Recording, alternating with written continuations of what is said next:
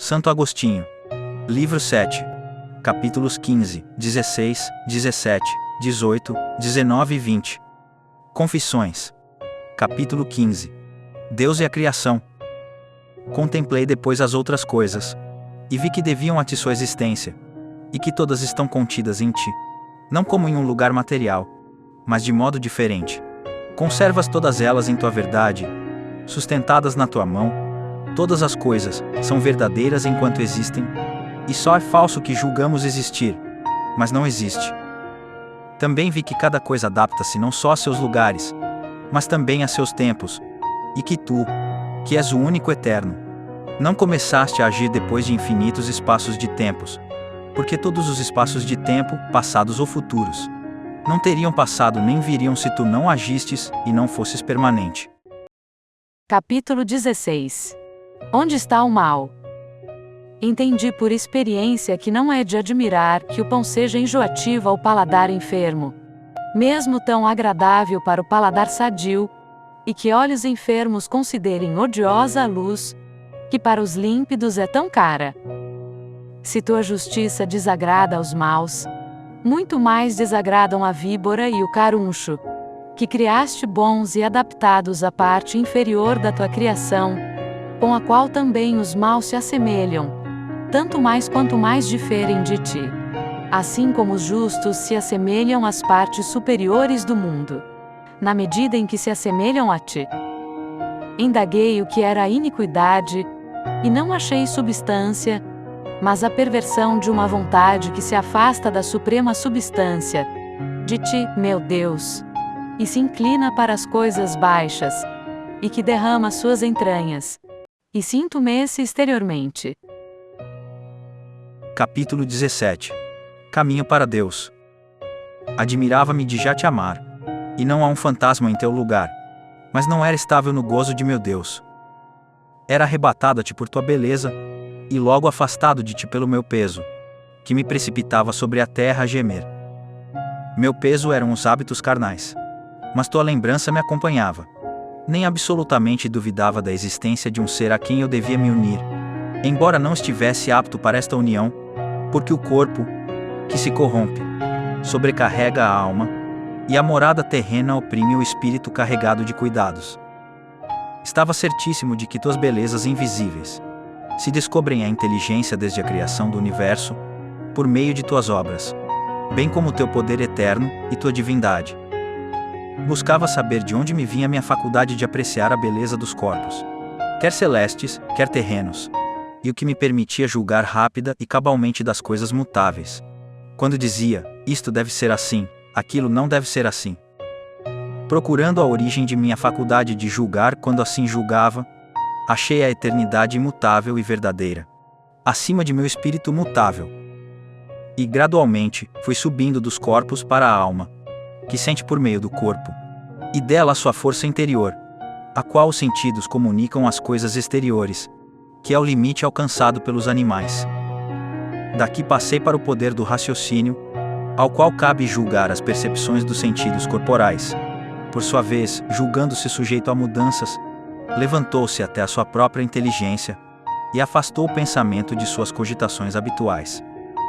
Livrou-se da multidão de fantasmas contraditórios, para descobrir que luz a inundava, quando, sem nenhuma dúvida, afirmava que o imutável deve ser preferido ao mutável.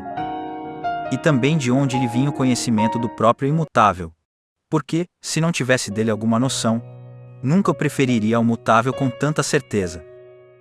E, finalmente, chegou aquele que é um único lampejo. Foi então que tuas perfeições invisíveis se manifestaram à minha inteligência, por meio de tuas obras. Mas não pude fixar nelas meu olhar. Minha fraqueza se recobrou, e voltei a meus hábitos, não levando comigo senão uma lembrança amorosa, e, por assim dizer, o desejo do perfume e do alimento saboroso, que eu ainda não... Capítulo 18. A senda da humildade. Buscava um meio que me desse força necessária para gozar de ti, e não a encontrei, enquanto não me abracei ao mediador entre Deus e os homens, o homem Cristo Jesus, que está sobre todas as coisas.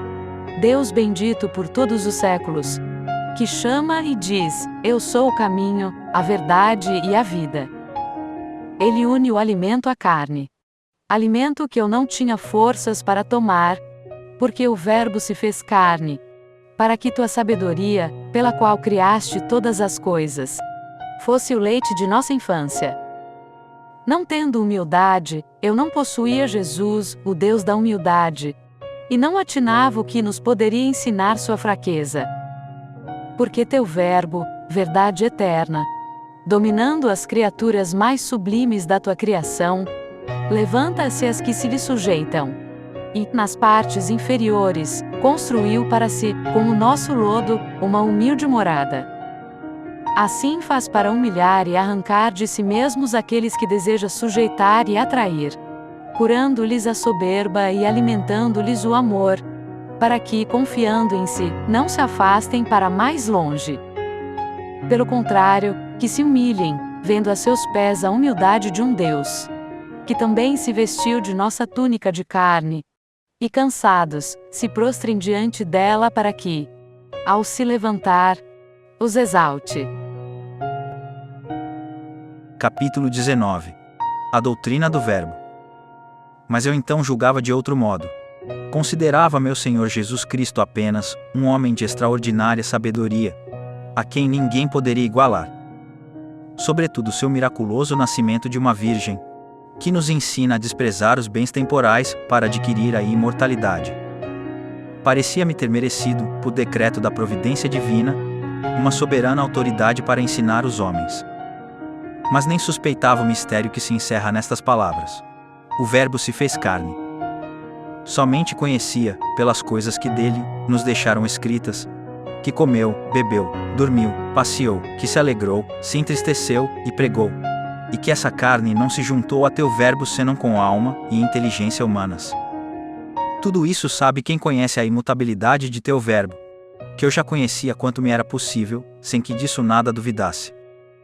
Com efeito, mover os membros do corpo à vontade, ou não movê-los, estar dominado por algum afeto, ou não estar, traduzir por palavras sábios pensamentos e depois calar, são caracteres próprios da mutabilidade da alma e da inteligência.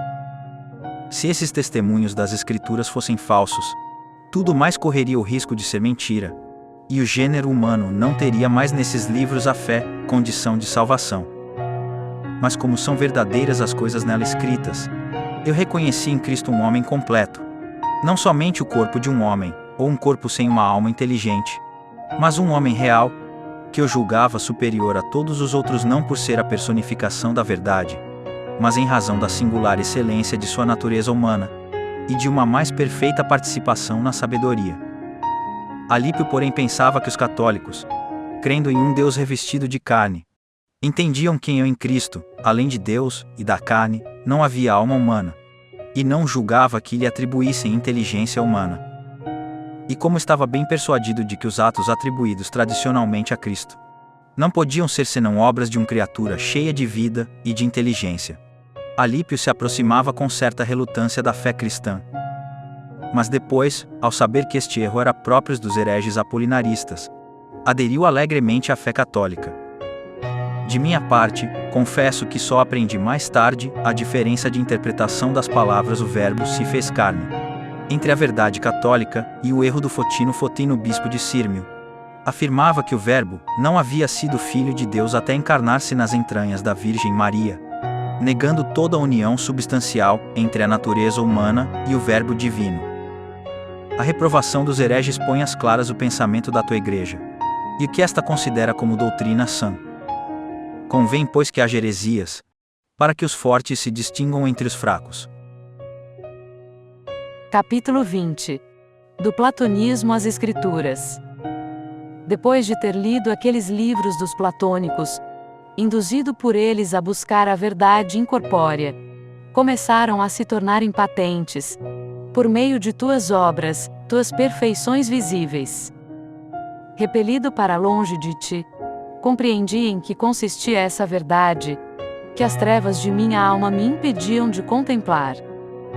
Estava certo de tua existência e de que és infinito, sem contudo te estenderes por espaços finitos ou infinitos, e de que és verdadeiramente aquele que é sempre idêntico a si mesmo, sem te mudares em outro, nem sofrer alteração alguma, quer parcialmente ou com algum movimento, quer de qualquer outro modo.